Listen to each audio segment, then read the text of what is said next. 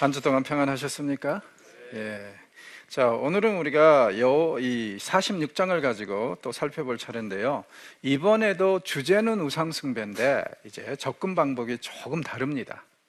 그래서 이제 46장을 보면은 하나님께서 뭐라고 그러시냐면은 바벨론의 신들, 그러니까 벨과 누버는 급으로 줬도다. 그리고 그것들이 피곤한 짐승의 무거운 짐이 되었도다 하면서 우상은 어떤 것인가를 얘기를 하고 있어요. 우상은 어떤 거냐면은 사람들에게도 짐승들에게도 짐이 되는 것. 왜? 우상이 사람을 품고 안는 게 아니라 사람이 우상을 품고 안기 때문에 그렇다는 거예요. 그래서 우상은 홀로 존재하지도 않고 심지어는 이동하려면 짐승이나 사람이 뜸고 가야 돼요. 그리고 그렇다 보니까 사람에게 도대체 도움이 안 되는 것이 우상이라는 것을 아주 강력하게 얘기를 합니다. 그래서 결국에는요, 이 바벨론, 지금 세상에 제일 주권자고 제일 강력한 나라 아니에요? 그 나라의 수호신이라고 할 수 있는 벨마저도 어떻다는 거예요? 사람들에게, 짐승들에게 짐이 되고 있다. 자, 반면에 우리 하나님은 어떤 분이신가? 오히려 주의 백성을 뜸고 다니시는 분, 품고 다니시는 분. 그러니까 우상하고 하나님과의 그 대조가 가장 극명하게 나타나는 데가 또 여기라고 저는 생각을 해요. 그래서 3절에 야곱의 집이여 이스라엘 집에 남은 모든 자여 내게 들을지어다 하시면서 앞에서는 우상들이 그 우상들을 만들어낸 인간들에게 짐이 되었다는 그 사실을 확인해주고 나서 이번엔 뭐라고 그러시냐면은 배에서 태어남으로부터 내게 안겼고 태에서 남으로부터 내게 업힌 자여. 하나님과 우상의 가장 기본적인 차이가 뭐라고요? 우상들은 다른 사람들의 등에 실려 다니고 업혀 다닌다면 하나님은 주의 백성을 업고 품고 다니시는 분. 그러니까 누가 더 힘이 있고 능력이 있느냐 이거예요. 너희가 노년에 이르기까지 내가 그리하겠고 백발이 되기까지 내가 너희를 품을 것이라. 내가 지었은즉 내가 업을 것이요 내가 품고 구하여 내리라. 이미지를 보십시오. 하나님께서 주의 백성들은 어떻게 하신다고요? 태어날 때부터 늙어 죽을 때까지 가슴에 품고 등에 업고 다니신다. 그들의 발이 아예 땅에 내려오지 않도록 흙을 묻히지 않도록 아주 확실하게. 그러니까 여기에서 제시되는 이미지는 뭐예요? 마치 엄마가 자기 자식을 애지중지하면서 가슴에도 품었다가 등에 업기도 했지만 한 번도 땅에 내려놓지 않고 한국에서는 포대기 같은 거 써가지고 또 등에 메고 다니잖아. 이런 식으로 완전히 하나님하고 인간하고 이렇게 밀착하게 된 상황, 엄마하고 아이가 밀착이 된 것처럼. 놀라운 것은 뭐냐면은 아이가 어느 정도 성장하면은 땅에 내려놓을 만도 한데 하나님께서 뭐라 그래요? 늙어 죽을 때까지 내가 너희를 이렇게 품으리라. 그래서 저는 이제 종종 저희 학생들한테 그래요. 늙은 어린 양들이라고. 어린 양을 품듯이 끝까지 품으시는데 우리의 나이에 상관없이 끝까지 품으신다. 그래서 이 이미지가 정말 은혜스럽고 대단한 것 같아요. 그리고 여기에 역시 우리의 소망이 있습니다. 우리가 하나님을 품으려고 하면 힘들어요. 우리의 힘이 한계가 있기 때문에. 그러나 하나님이 우리를 품으셨기 때문에 우리의 능력이나 우리의 기력이 쇠해져도 상관없어요. 그리고 생각해 보십시오. 이미지를 생각해 보면은 아이가 아프면 아플수록 힘이 없으면 없을수록 엄마는 어떻습니까? 더 따뜻하게 강력하게 품죠. 하나님이 그러실 거라는 거예요. 그래서 이런 경우에는요, 특별히 힘들고 어려운 분들 하나님이 특별히 사랑한다고 저는 생각을 합니다. 왜? 부모라는 게 그런 것 같아요. 5 이 손가락 중에 한 손가락 깨물어서 안 아픈 손가락 없다고. 부모의 심정이라는 게 그런 것 같습니다. 잘 되는 자식보다는 항상 잘못되고 힘들어하는 자식에게 마음이 가요. 그래서 잘 되는 자식이 기뻐하고 즐거워하는 것, 그거 함께하는 것보다는 힘들고 어려운 자식이 힘들어하고 어려워하는데 부모의 마음이 더 가고 속이 상하잖아요. 하나님의 마음이 저는 그렇다고 생각을 합니다. 그래서 우리가 연약하고 힘들고 하나님 앞에 실패할 때 두려워하지는 마십시오. 다시 재기하시고 다시 제발로 서려고 노력은 하시되 혹시 하나님이 나를 이 일로 인해서 미워하실까, 나를 버리실까, 그런 걱정하지 마세요. 왜? 하나님이 더 연약한 자식을 마치 부모가 강하게 관심 있게 품듯이 우리를 품어주실 것이기 때문에 그렇습니다. 그리고 이 품으시는 하나님은요, 태어날 때부터 우리가 죽을 때까지 완전히 끝까지 우리를 책임져 주신다고 분명히 얘기를 합니다. 이게 바로 우상과 하나님의 차이입니다. 우상은 사람이 품어야 돼요. 짐승들이 끌고 가야 돼요. 그런데 하나님은 우리를 품으시고 우리를 끌고 가시는 분이십니다. 완전한 대조가 이런 차원에서 이루어지죠.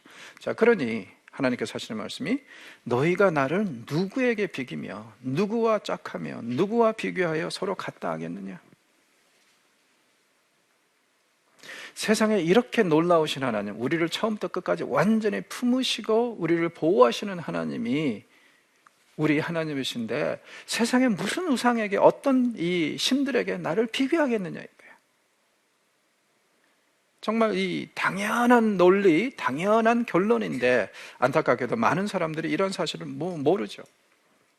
자, 7절 우상을 그것을 들어 어깨에 메어다가 그의 처소에 두면 그것이 서 있고 거기에 능히 움직이지 못하며 그에게 부르짖어도 능히 응답하지 못하며 고난에서 구하여 내지도 못하였느니라.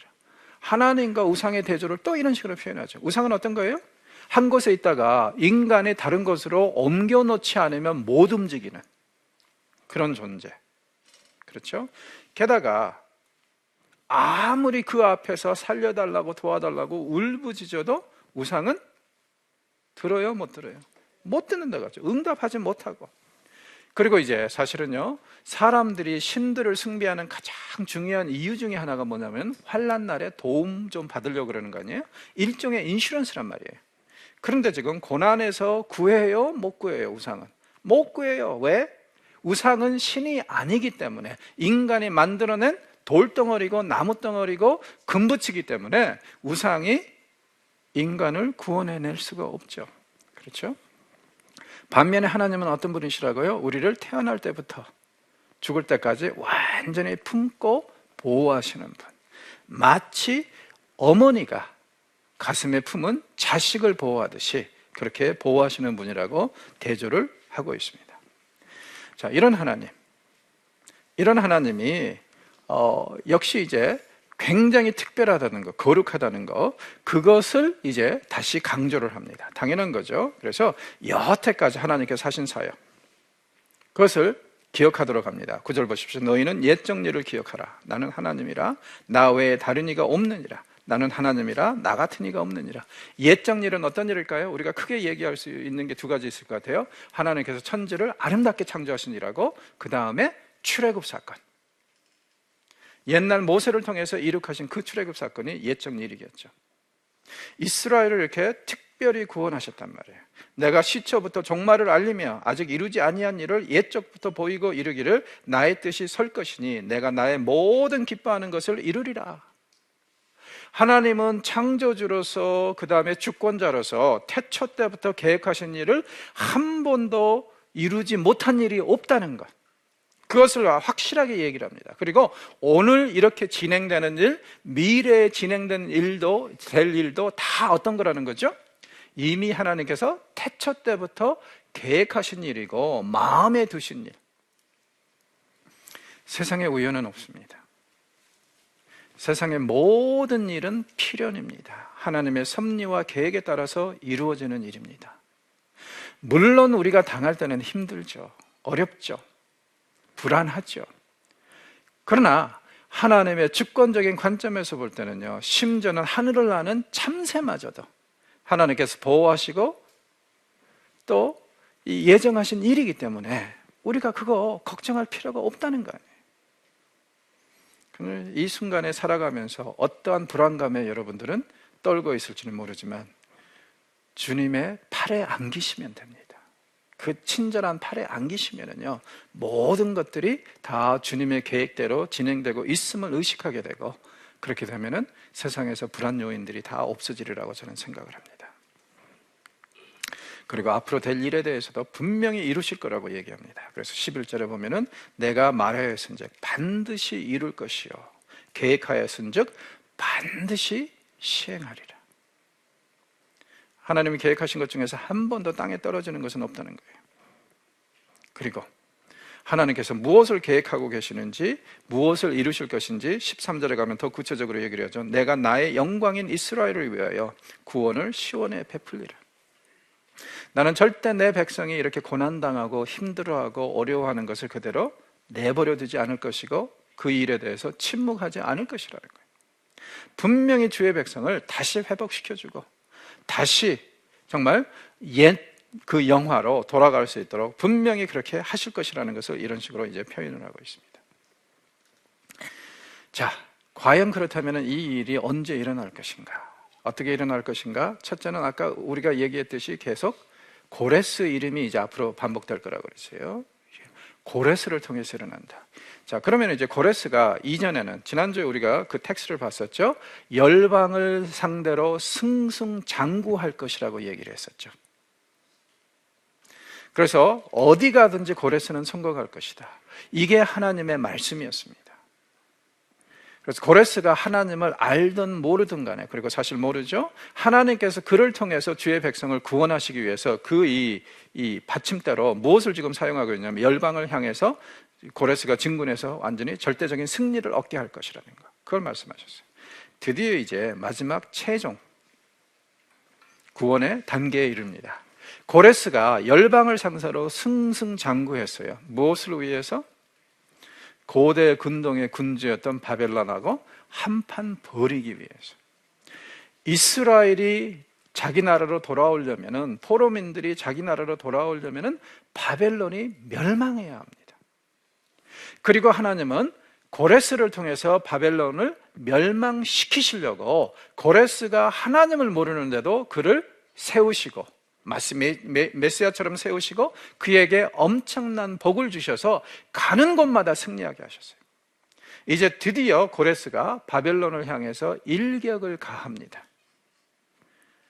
그 이야기가 이제 47장에 나와 있습니다. 자, 이야기가 이렇게 시작해요. 처녀딸 바벨론이여 내려와서 티끌에 앉으라. 무슨 뜻입니까? 바벨론은 지금 어디에 앉아 있냐면 왕의 보좌에 앉아 있어요. 세상을 다스리는 군주가 되어 있습니다. 그런데 거기서 내려와서 티끌에 앉으라? 무슨 뜻입니까? 완전히 낮아지고 완전히 패망할 것을 그렇게 얘기를 합니다. 딸 갈대하여 보좌가 없어졌으니 땅에 앉으라. 너는 이제 더 이상 왕 노릇, 군주 노릇을 할 수 없을 것이라는 거예요. 내가 다시는 곱고 아립답다 일컬음을 받지 못할 것이다. 너의 영화는 다 새해졌다 이거예요. 이미지를 보십시오. 귀티나게 온갖 치장을 하면서 보좌에 앉아있는 왕 혹은 여왕. 그런데 한순간에 어때요? 죄를 뒤집어쓰고 온갖 수치와 수모의 상징인 베옷을 입고 땅에 앉아있는 그런 모습. 이제는 더 이상 아름다움의, 귀티의, 존귀함의 상징이 아니라 완전히 수치와 수모의 상징이 될 것이다. 맷돌을 가지고 가루를 갈고 노울을 벗으며 치마를 걷어 다리를 드러내고 강을 건너라. 옛날에는 보좌에 앉아서 엄청난 그런 이제 이 존재감으로 세상을 다스렸다면 이제는 어때요? 생명의 위협을 느껴서 심지어는 여자가 지금 어때요? 치마 젖지 말라고 다리 속살까지 드러내면서 강을 건너는 모습, 피난하는 모습으로 그렇게 얘기를 하고 있습니다. 내 속살이 드러나고 내 부끄러운 것을 보일 것이라. 내가 보복하되 사람을 아끼지 아니하리라. 자, 분명히 고레스가 바벨론을 멸망시킬 것입니다. 몇 년 후에. 자, 그런데 하나님께서 여기서 하시는 말씀이 사실은 바벨론을 멸망시키는 자는 누구라고요? 하나님이시라 그러죠. 고레스는 분명히 자기가 잘난 맛에 그런 줄 알 겁니다. 그러나 하나님은 분명히 말씀하세요. 내가 보복하되 사람을 아끼지 아니하면서 바벨론 너를 내가 칠 것이다. 우리의 구원자는 그의 이름이 만군의 여호와 이스라엘의 거룩하시니라. 비록 고레스가 이스라엘에게 기회를 주고 종교의 자유를 주지만 사실은 그를 사용해서 이스라엘을 구원하시고 바벨론을 멸망시키는 이가 누구라고요? 여호와 하나님. 여러분, 역사라는 게 항상 이렇습니다. 표면적으로 드러나는 것은 보면은 인간의 일이고 어떤 나라가 잘해서 그렇게 됐다 생각할 수 있지만, 그 이면에는 항상 이 역사를 보이지 않는 곳에서 주관하시는 하나님이 계신다는 거예요. 그래서 고레스가 이 일을 하지만 사실은 하나님께서 이미 태초 때부터 계획하신 일이고 이렇게 진행하시는 것이다. 그래서 바벨론을 멸망시키는 것은 세상의 역사에는 분명히 고레스라고 나오겠지만, 사실은 그 뒷면에는 그 고레스를 사용하신 하나님이 계신다는 거예요.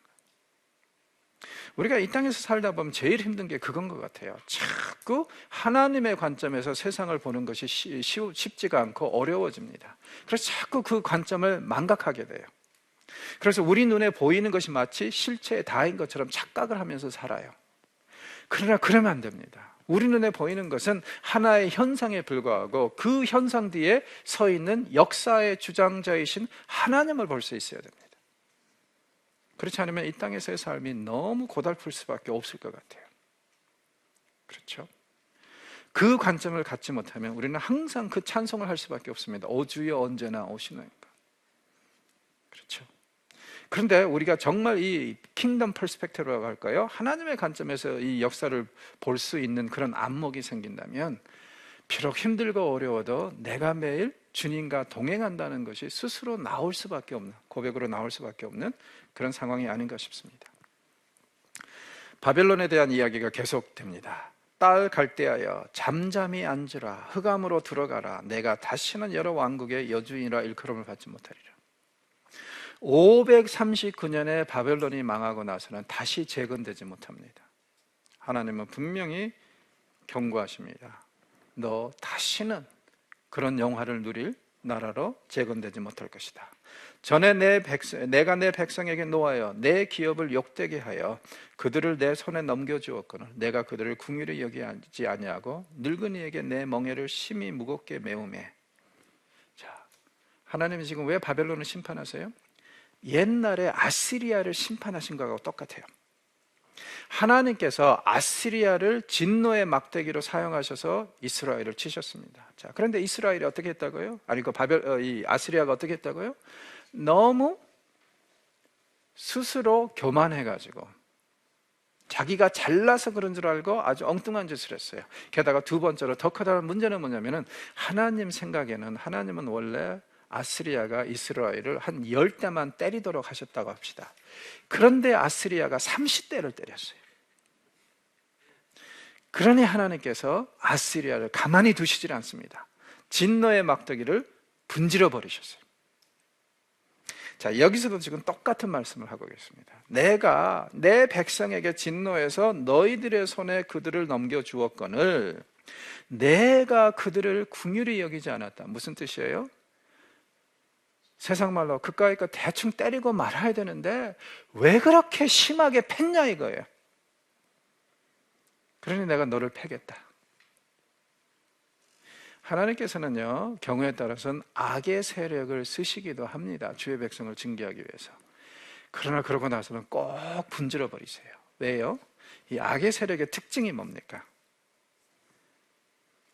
대충 하면 되는데 무지하게 심하게 패잖아요. 아주 정도가 지나칠 정도로 이 혹사하고 패는 게 악의 세력의 특징 아니에요? 그러니 하나님께서 10대만 때려라 이랬을 때 10대 때리고 끝내야 되는데 20대, 30대를 때리니 하나님께서 이 나머지 10대, 20대는 그 악의 세력에게 보복하시는 거죠.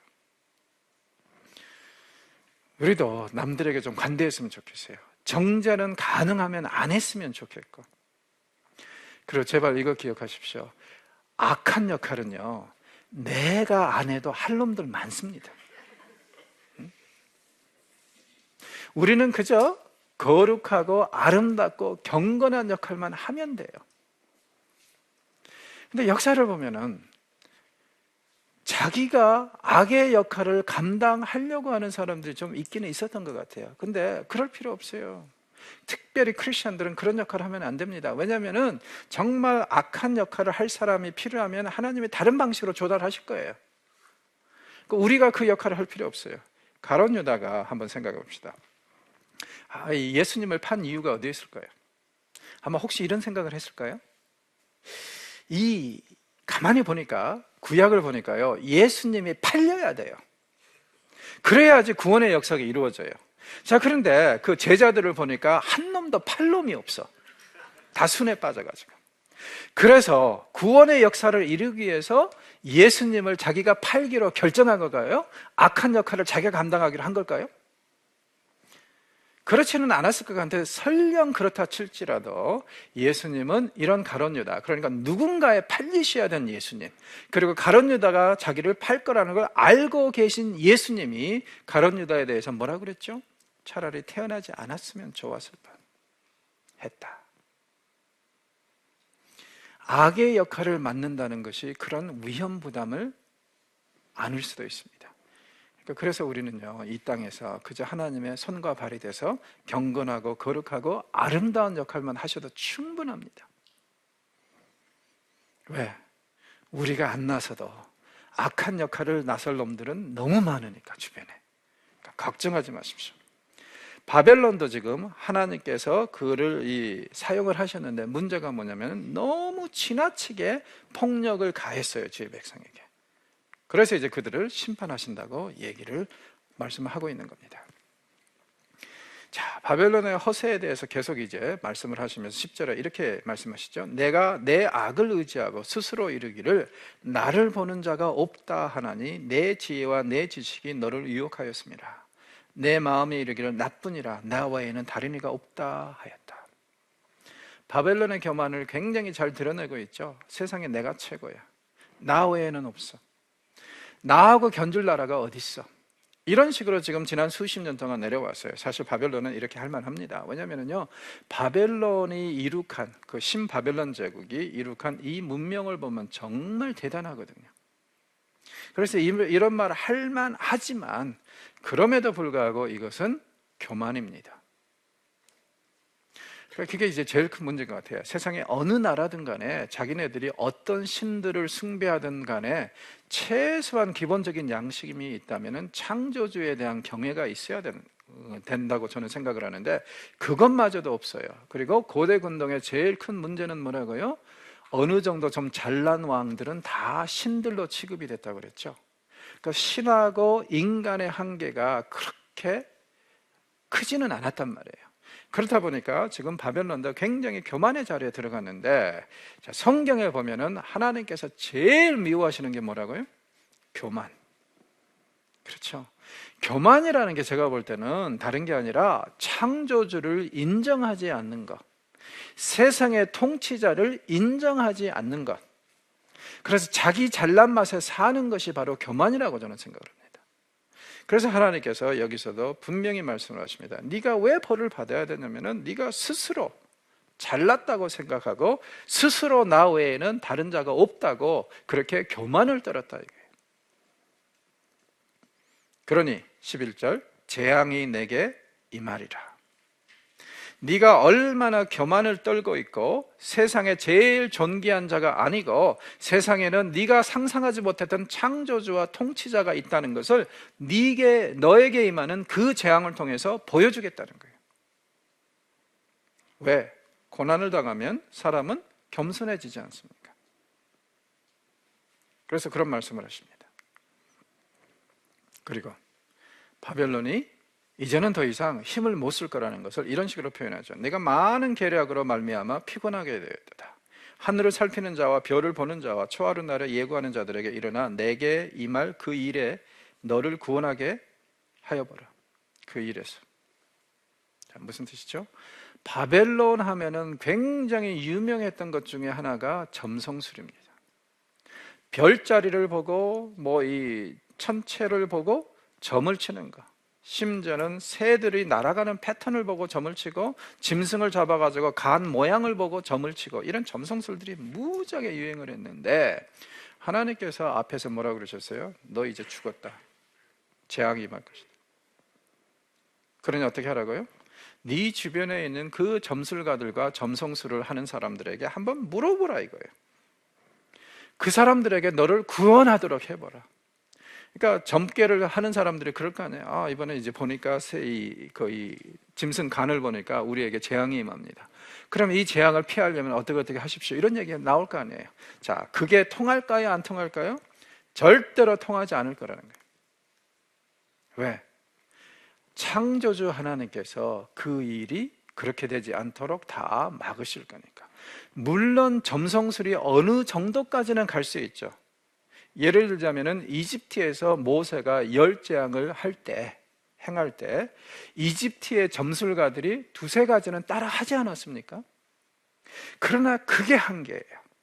더 이상은 없습니다.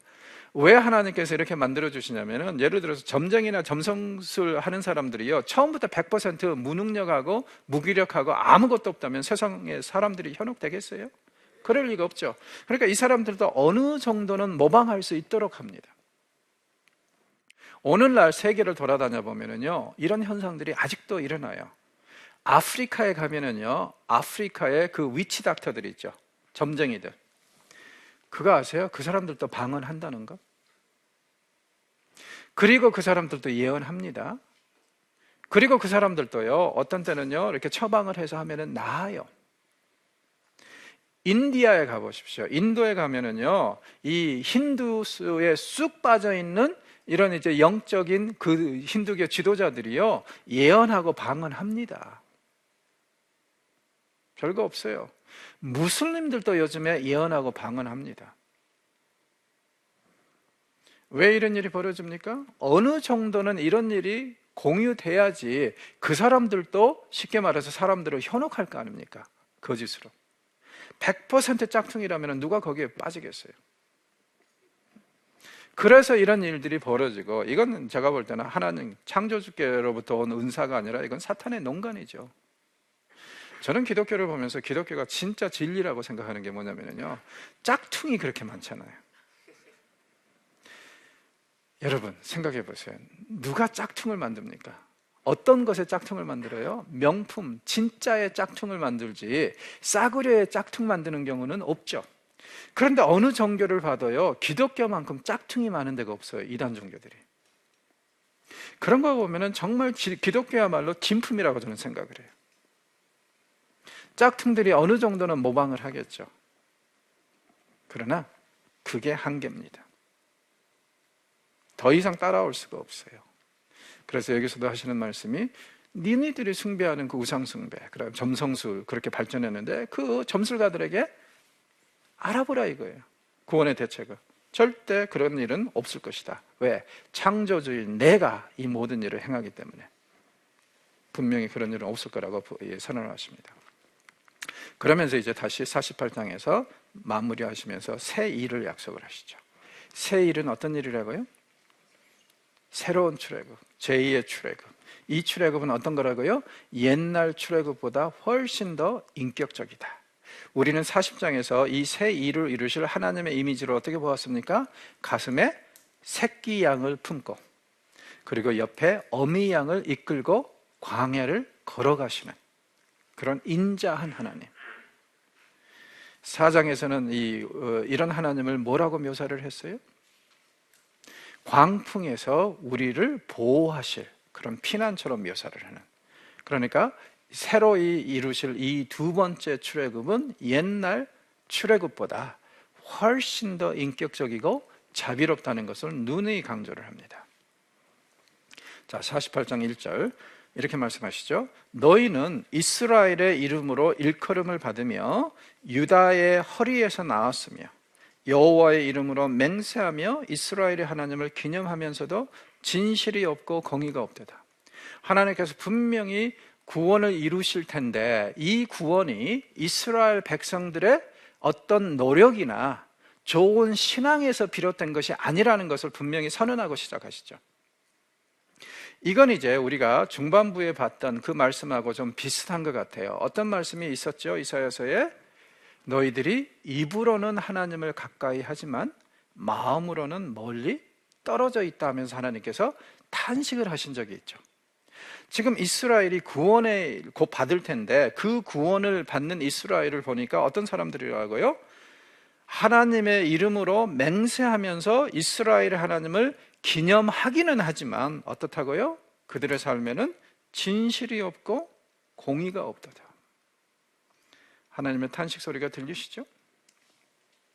그들은 거룩한 성 출신이라고 스스로를 부르며, 무슨 뜻이죠? 자기네들이 어디 출신이라는 거예요? 예루살렘 출신. 왜 예루살렘이 거룩한 성이에요? 거기에 하나님의 성전이 있지 않습니까? 하나님의 거처지가 있단 말이에요. 그래서 거룩한 성 출신이라고 스스로 부르며 이스라엘의 하나님을 의지한다 하며 그의 이름이 만군의 여호와라고 하나. 그러니까 전통을 생각할 때 우리는, 그러니까 우리말로 하면은 가문을 얘기하는 사람들 있잖아요. 우리는 이렇게 대단한 핏줄이다. 솔직히 우리 나라 역사를 보면 뭐 그렇게 대단합니까? 몽골족의 피도 섞이고 일본 애들의 피도 섞이고 중국 애들의 피도 섞이고 엄청나게 섞였잖아요. 근데 뭐 그렇게 대단하다고 아직도 가문 얘기를 하는데, 제가 볼 때는 이것은 어떻게 보면은 우리의 컴플렉스의 표현인 것 같아요. 우리나라 민족처럼 사실은 이렇게 저렇게 피가 섞인 족속이 없잖아요. 근데 항상 보면은 그런 것 같아요. 별거 없는 사람들이 그렇게 과거를 찾고 가문을 찾는 게 사실이거든요.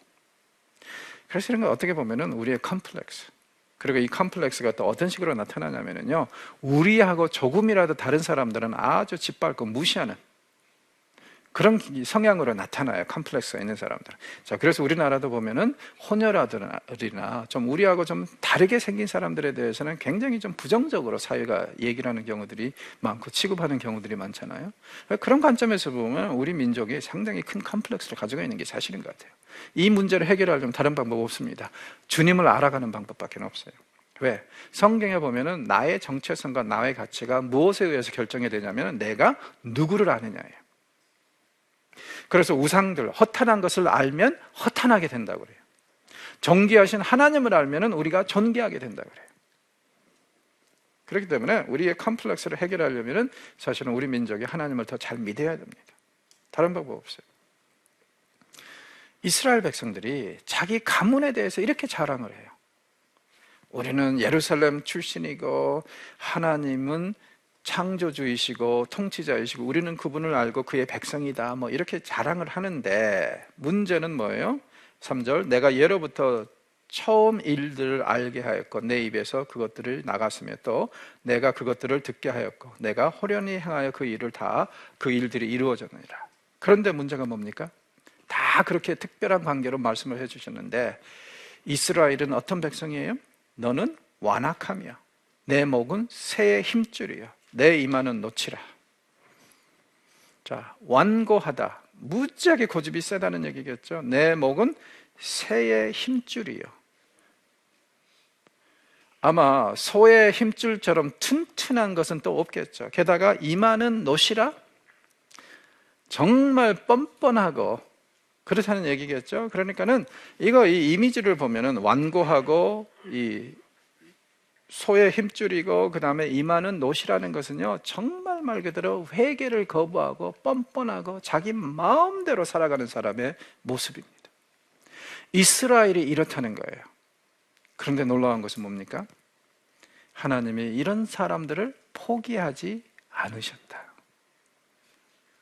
그러니까 우리의 행실대로 따라서 벌하시는 것이 아니라, 대처하시는 것이 아니라 이런 약점과 교만과 오만과 편견을 가지고 있는데도 하나님께서 우리를 품으셨다, 그 얘기입니다. 자, 5절, 그러므로 내가 이 일을 예로부터 내게 알게 하였고 일이 이루어지기 전에 그것을 내게 듣게 하였느니라. 자, 우상들하고 하나님의 가장 기본적인 차이, 이사야 선지자에 의하면 무엇이라고요? 미래에 대해서 예언을 하고 하지 못한다. 하나님은 미래에 대해서 다 알려주시고 그 일이 그대로 진행대로 하시는데, 우상들은 미래에 대해서 전혀 알지를 못하고 말도 하지 못합니다. 심지어는 현재에 대해서도 할 말이 없어요. 벙어리들이니까. 그렇죠? 하나님은 거기에 비하면 완전히 다르신 분이라는 것을 또 이런 식으로 표현을 하고 있습니다. 그리고 하나님께서 이렇게 완고하고 완악하고 형편없는 이스라엘을 구원하시는 그 이유를 이렇게 설명합니다. 내 이름을 위하여 내가 노하기를 더디할 것이며 내 영광을 위하여 내가 참고 너를 멸절하지 아니하리라. 왜 하나님께서 그렇게 완고하고 완악하고 엉망진창인 이스라엘을 구원하실 수밖에 없는가? 다시 말씀하시는데 그 이유가 어디에 있어요? 하나님의 이름을 위해서, 하나님의 영광을 위해서. 하나님께서 이 백성을 택하셨어요. 이제 책임져 주시겠다는 거죠, 끝까지. 그리고 이 세상에 사는 이 주의 백성들이 잘못되면 어떻게 됩니까? 하나님의 명예가 떨어집니다, 땅에. 왜요? 구원하실 때는 언제고 자기 백성 삼으실 때는 언제고 왜 이제 와서 내팽개치고 마치 자기하고 상관없는 민족처럼 대하시느냐. 이게 세상의 원망이 될 수도 있잖아요. 그래서 하나님께서는요, 이스라엘이 회개하든 안 하든, 이스라엘이 하나님을 아주 열심히 찾든 안 하든 그것에 상관없이 이스라엘을 구원하셔야 됩니다. 왜요? 자기의 이름 때문에, 자기의 영광 때문에. 그렇죠? 11절 다시 한번 이 사실을 강조하면서 나는 나를 위하여 이룰 것이니라. 어찌 내 이름을 욕되게 하리요 내 영광을 다른 자들에게 두지 아니하리라. 강조하시는 게 뭐예요? 만약에 내가 너희들을 그대로 방치하면 내 이름이 욕되게 된다 이거예요. 그러니 나는 너희들을 꼭 구원할 것이다. 왜? 내 이름이 욕되게 되지 않게 하기 위해서라도. 그러면서 하나님께서 하시는 말씀이 내 영광을 나는 다른 자들에게 주지 않는다. 무슨 뜻이에요? 내가 꼭 이 일을 이룰 것이다. 그러니까 하나님의 그 구원이 인간의 어떤 노력이나 의지에 바탕을 두지 않고 하나님의 영광과 하나님의 명예 회복을 근거로 이루어진다는 것은 우리에게 큰 소망이고 위로라고 할 수밖에 없죠. 하나님께서는 분명히 그렇게 지금 말씀을 하고 계십니다. 내가 내 명예를 위해서라도 너희들을 구원할 것이다. 12절 야곱아 내가 부른 이스라엘아 내게 들으라. 나는 그니 나는 처음이요 또 나는 마지막이라. 나는 태초에서부터 종말 때까지 그리고 그 이후 때까지 있는 스스로 존재하는 그런 하나님이시다. 나 외에는 아무 신도 없다. 내가 바로 그다. 세상을 창조하고 통치하는 유일한 신이다. 이것을 이렇게 표현을 하고 있습니다. 14절 나 여호와가 사랑하는 자는 나의 기뻐하는 뜻을 바벨론에 행하리니 그의 팔이 갈대아인에게 임할 것이다. 누구를 두고 하는 얘기라고요? 고레스. 고레스가 분명히 주의 백성을 구원하는 그런 도구로 사용이 될 것이다. 이것을 미리 말씀하십니다. 몇 년 후에 있을 일이에요. 15절 다시 이렇게 말씀하십니다. 나 곧 내가 말하였고 또 내가 그를 부르며 그를 인도하였느니 그의 길이 형통하리라. 누구의 길이요? 고레스. 이방 왕에게 이렇게까지 자비를 베푸시고 은혜를 베푸셔서 승리하게 하시는 이유가 어디에 있다고요? 주의 백성을 그를 통해서 구원하기 위해서. 그렇죠?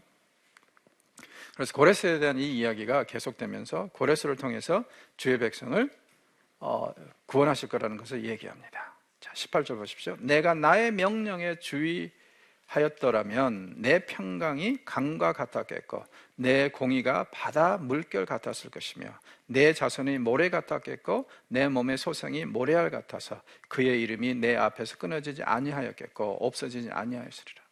주의 백성들이 왜 심판을 받았는지 간접적으로 설명을 하죠. 원래 너희들이 하나님의 명령, 내 명령에 잘 귀를 기울였더라면, 내 말씀대로 살았더라면 지금 바벨론을 끌려온 일은 없었을 거고 평강 속에서, 그러니까 평강이 강과 같겠고, 그렇죠?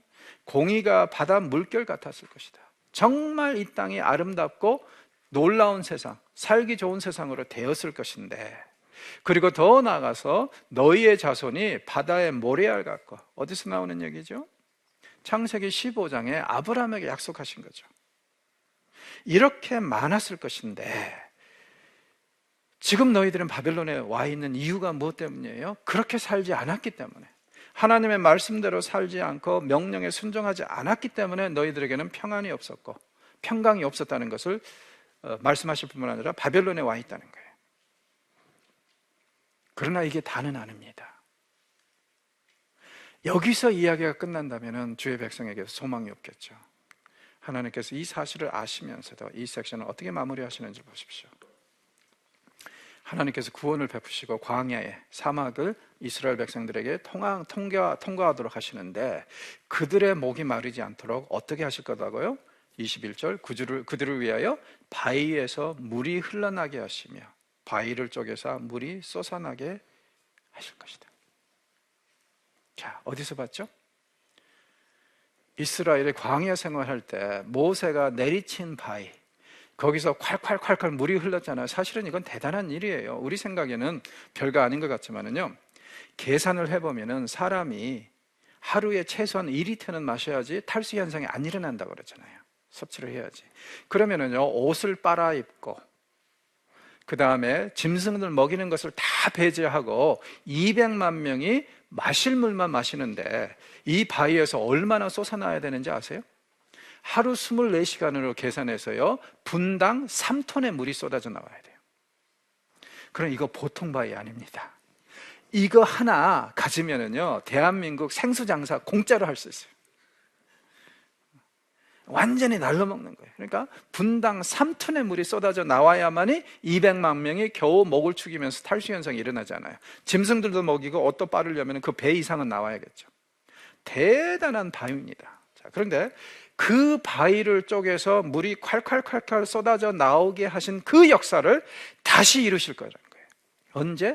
주의 백성이 바벨론을 떠나서 이스라엘로 돌아갈 때. 그러나 기억하십시오. 이건 모든 사람들에게 주시는 축복은 아니에요. 48장을 마무리하는 22절을 보십시오. 악인에게는 평강이 없다. 무슨 뜻이죠? 오직 택함을 입은 자, 의인, 남은 자, 어떻게 표현해도 좋아요. 이 사람들만 시온으로 돌아갈 수 있을 것이다. 선지서가 이제 전개가 되면서 점차적으로요. 처음에는 확실하지 않았는데 점차적으로 뭐가 확실해지냐면은 이 남은 자들, 주님의 구원에 이르는 자들하고 악인들, 회개하지 않는 자들의 그 대조가 확실해집니다. 그래서 여기서도요, 소수만 구원에 이르게 될 것이라는 것을 이런 식으로 표현을 하고 있습니다. 악인에게는 평강이 없다. 오직 주의 백성에게만 평강이 임할 것이다. 자, 이게 이제 48장 이 출애굽 모티프의 결론적인 메시지입니다. 자, 오늘은 여기서 마무리하겠습니다. 고맙습니다.